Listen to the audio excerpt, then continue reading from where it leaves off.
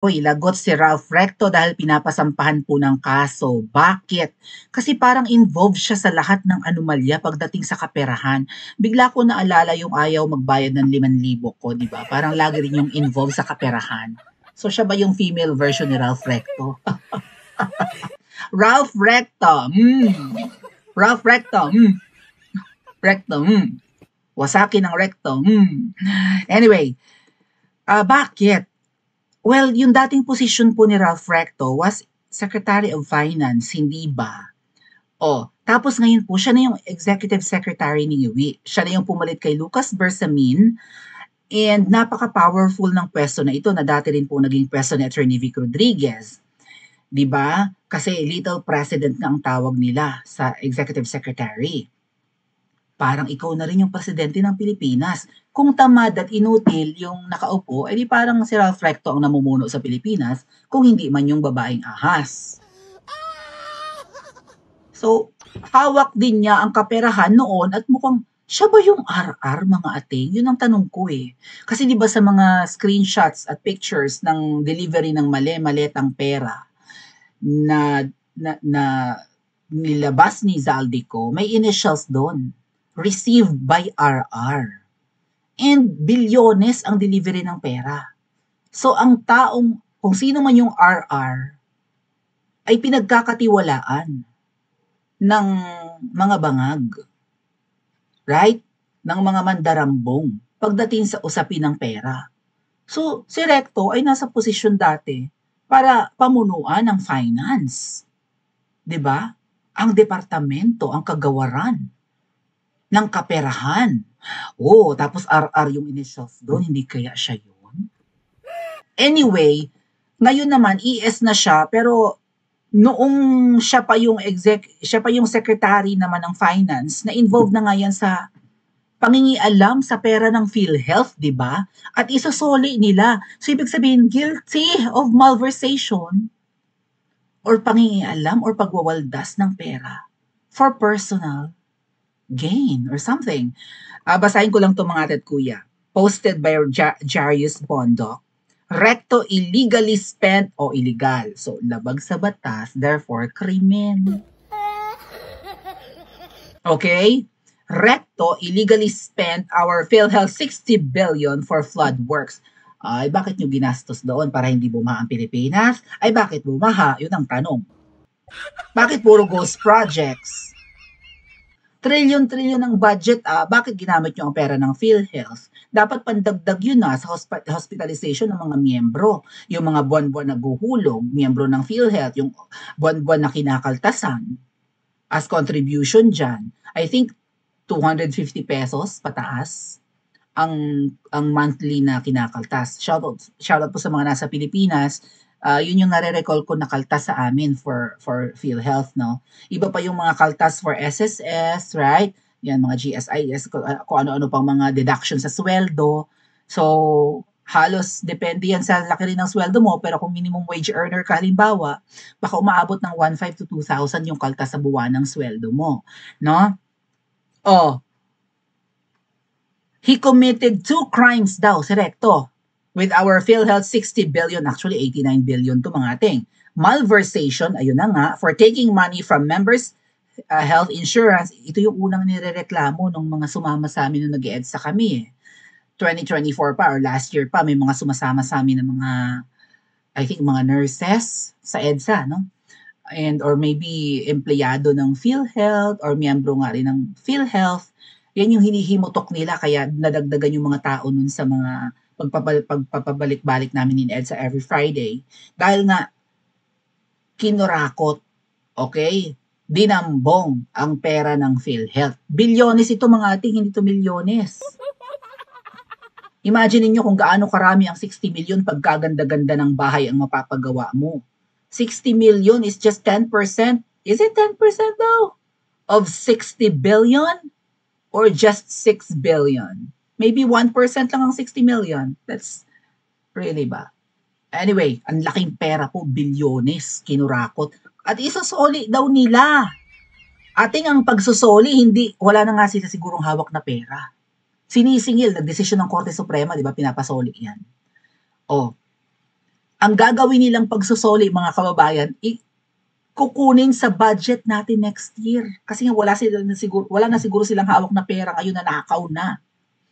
O bakit hindi bawiin yung mga ninakaw na yung mga delivery ng pera? Ha? Kung sino man yung may ghost projects na politiko, say sa bayan nyo, or sa barangay nyo, or sa syudad nyo, dapat yung mga politikong yun singilin para mabalik ang pera. Aba, ang gagawin nila mga ating, mag-aalat sila ng 60 billion sa budget natin next year at yun ang ibabayad sa PhilHealth. Ibig sabihin, magkakaltas na naman sa mga sweldo natin at kung ano-ano pang buwis, no, yung mga collections ng mga buwis na ibinabayad ng mga Pilipino, ikakaltas pa rin sa atin ang ibabayad sa PhilHealth. Puki ng ina, tayo ang magbabayad ng kanilang ninakaw sa PhilHealth?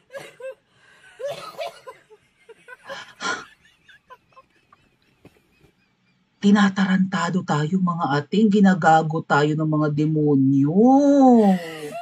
Maamo pa naman ang mukha ni Recto, di ba? Akala mo anghel. Well, alam nyo bang yung kapatid niyan sa Batangas or sa Lipa? Allegedly ang kapatid ni Ralph Recto, allegedly, involved sa kalakaran ng anis, ng asin. So, shady na rin ang reputasyon ng pamilyang yan. So, Vilma Santos, ano? Swerte ka sa napangasawa mo or malas kami? Swerte ka, okay? Or malas ka? Or swerte ka dahil mayaman, tapos malas kami. Malas sa mga Pilipino. So, si Vilma Santos din naman parang wala namang nagawang maganda sa Batangas. Diba naging gobernadora yan ng Batangas? Congresswoman ba yan ngayon? Hindi na ako updated eh. Congresswoman ba ngayon si Vilma? O naging mayor ng Lipa yan? Na ano ko yan, mga kababayan, nagkataon na I was, what was I doing in Lipa City Hall back then? I think I was applying for my NBI clearance. Sa Lipa City Hall ako kumuha nun. Nakita ko si Vilma Santos, ang ganda, maliit na babae, may papanyo-panyo, ganyan. Tapos, sa sobrang puti at nipis ng balat ni Vilma Santos, kita mo na yung mga ugat-ugat. Sa mukha, gano'n, yung mga veins, kitang-kita mo na, even sa kamay niya at sa paa. Kasi maputi. Maganda, okay. Same kung anong nakikita sa TV. Pero syempre, na-starstruck ako ng bonggang-bongga na. Di ba, ang mayora ng Lipa ay artista. So, amazed kami nung kabataan ko, nung mayora pa yan. Pero Diyos ko, kaya rin pati naging paymot ang Lipa. Pero hindi po Lipa City ang capital ng Batangas, ha? Ano ang capital ng Cavite? Hindi naman Dasma, no? Ano ba? Ano ang capital ng Cavite? Ano ang capital ng Laguna? Ang Laguna yata hindi Calamba ang capital eh. Right? Parang Santa Cruz. Hindi din Los Baños. What about Cavite? What about Bulacan? Malolos? Ang sa Batangas, hindi Lipa City, pero pinaka-famous ang Lipa. No? Sa lahat ng mga syudad at bayan sa Batangas. Batangas City ang capital ng Batangas. Sikat nga ang Lipa dahil kay Vilma. Plus, yun yung may Mount Carmel, yung naghihimala na kumbento or simbahan, di ba? Yeah, I think. Plus, masarap ang klima dyan sa Lipa, mga kababayan, malamig dyan. Isa sa mataas na lugar ang Lipa sa Batangas. So, ang sarap-sarap po talaga ng klima sa Lipa. And lagi ko namimiss ang Lipa kasi nagtrabaho nga ako dyan. So, yan. Anyway, balik tayo. Kinuha yung pera, abetting plunder for misspending it on fake, faulty flood works of political allies. So, plunder, corruption ating, pagnanakaw, pandarambong. There's a smoking gun. Recto signed an order for both schemes. Baka inutusan lang to at sunod-sunuran na. Di ba pink yan, sina Vilma? Pink yan bakit nabigyan ng pwesto? Baka they can deliver. Di ba yun ang kondisyonis ng babaeng ahas? You think you can deliver? If you can, go. Bigyan kang pwesto. Baka they really can deliver. Ano po? Although previously publicized, only now has the document been shown to prove heinous crime.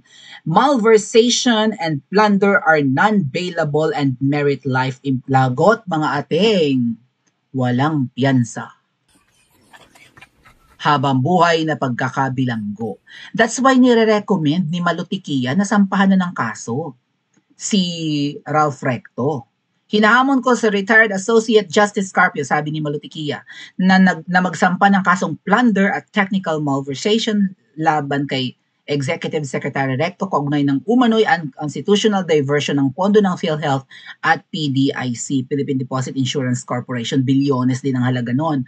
So, kung pinakialman nila yung pera ng ating insurance ng savings natin, say for example, ang ating ipon ay 1 million sa isang bangko, tapos nasunog yung bangko kung saan nakadeposit yung pera natin.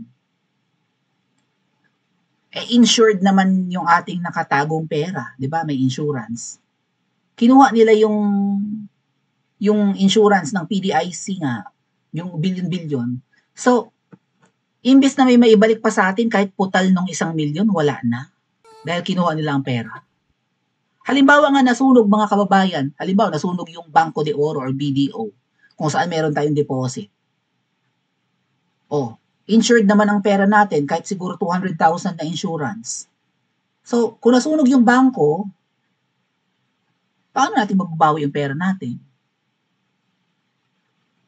Or maybe, na-involve tayo sa fraudulent transaction. Biglang nag-disappear yung pera natin sa bangko. Right? Di ba minsan may mga glitches, yung BPI nagkakaroon ng glitches, even yung, di ba, yung RCBC. Kung magkaroon ng glitch or whatever, may hacking na naganap, at yung 1 million nating nakadeposito na wala na simot, ay di ba may insurance ang ating deposit? So may makukuha pa tayo, may mariretrieve pa tayo na kahit pa paano hindi na simot kung na-involve man sa fraudulent transaction yung account natin. Right? So wala tayong makukuha dahil pinakialman ni Recto yung PDIC. Yung insurance sana ng ating nakadepositong pera. What the heck? Ayun nga ha, grave abuse of discretion daw yan. Ano pa din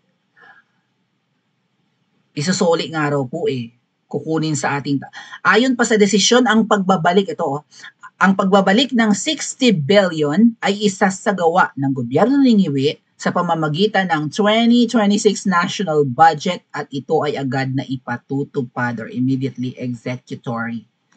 Imbes na isole yung mga ninakaw na pera, ay kukunin na lang sa budget next year yung ipambabayad sa PhilHealth and maybe doon sa PDIC.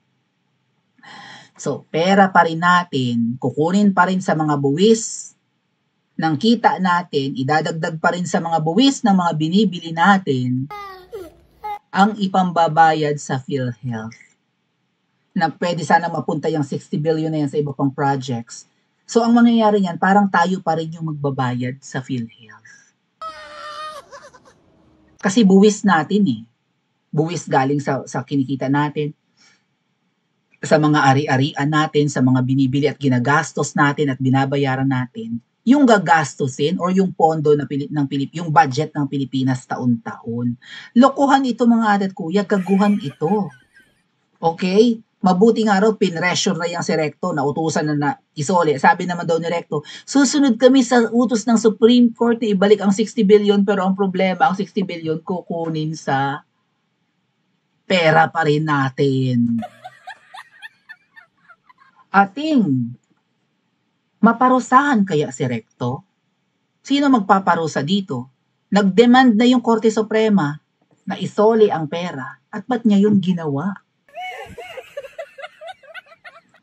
Ano itong mga pinaggagawa ng mga nasa pwesto? Ano ito, tanga lang sila kaya nila nagawa? Or kurakot at magnanakaw sila?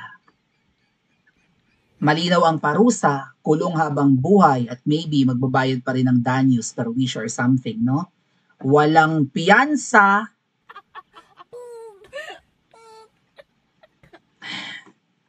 Pero since ang nakaupo ay si Ngiwi Jr. at little president niya si Recto, maparusahan kaya? May pangil pa kaya ang batas? Pa-comment sa comment section at mag-like and subscribe din po kayo.